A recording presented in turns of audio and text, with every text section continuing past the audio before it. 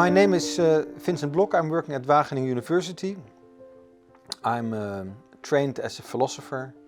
I did my PhD at Leiden University, and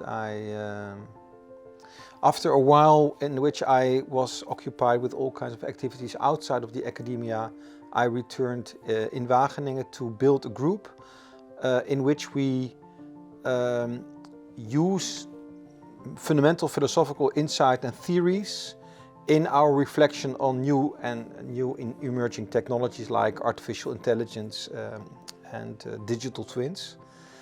And I work in several projects with PhDs and postdocs that are funded by the Dutch Research Council and by the European Commission.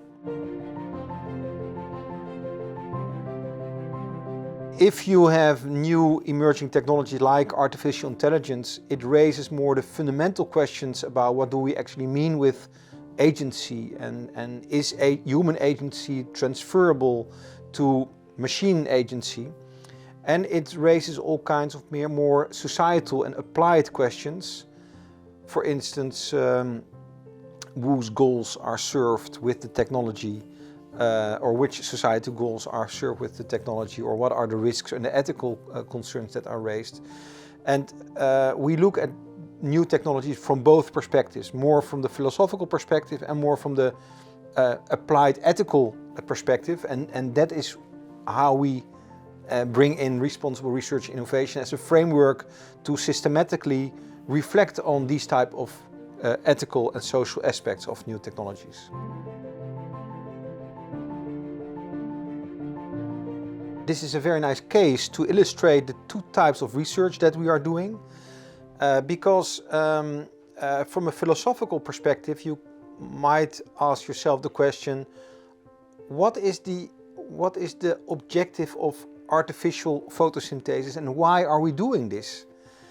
Now we know that in nature there is something like photosynthesis, and artificial photosynthesis is in a way mimicking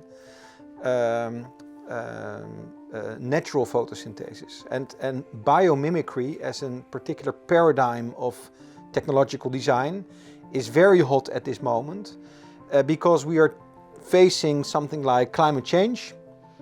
We know that climate change is caused by environmental pollution since the Industrial Revolution, and since the Industrial Revolution is also connected with emerging new technologies.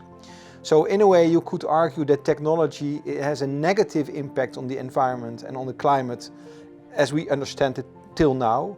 And we are looking for a new paradigm or a new way of understanding technological design that is not detrimental for the environment, but is maybe more progressive, more sustainable. And the nice thing of nature, according to proponents of biomimicry, is that nature is not producing waste, is not polluting the environment. Instead, it's running on sunlight. It is recycling everything.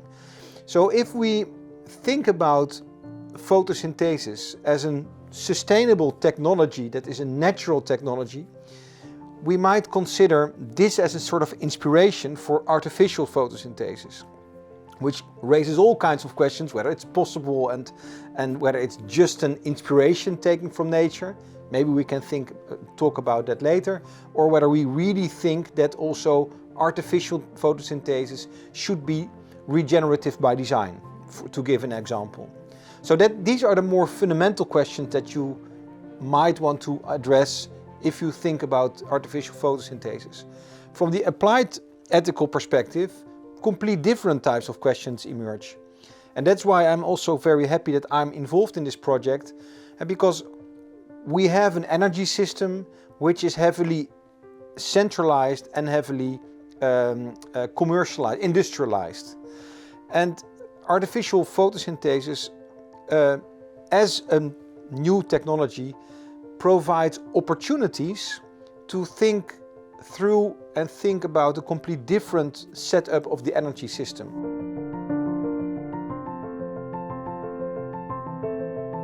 This makes me really enthusiastic for this project. So now you ask a question which is really about the social, scientific and humanities type of research that we are doing. And I am involved in this debate of responsible innovation for years, and there's a lot of talk about the fact that social scientists or humanities scholars should engage with the engineers in the lab. And to be honest, there are of course cases, and there are also published case studies in which this is done, but it is not that frequent. And what I personally like of this project is that we have a technical scientist, an engineer, who is really engaged and who is really curious to learn from us. I'm sorry, but that is not what I experience that often, that the engineer wants to learn from us. What is more the tendency to say, okay, we have a technology, there are all kinds of societal concerns, let's make a work package for the social scientists and then they can take care of it. And of course, that works on that is about the adoption of the technology, dissemination and that kind of things. While and of course then our role is to engage them and we do fruitful work. But for me it is a new experience to have an engineer or a material scientist that is really curious to learn from us and really want to work together. And I think that this is the type of research that we need to make the new step. Because, for instance, if you look at the European Commission, everybody talks about science for and with society.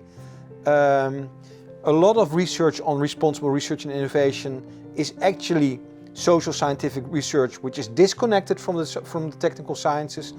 And what we are doing here is really closely collaborating with the engineers. And I think this is important because also from a research perspective, we need to better understand the dynamic of the processes that are taking place in these labs. And if you have, and that is a lot of research based on interviews with the engineer or visits of, you read the minutes of the meetings, but it's still an outsider perspective.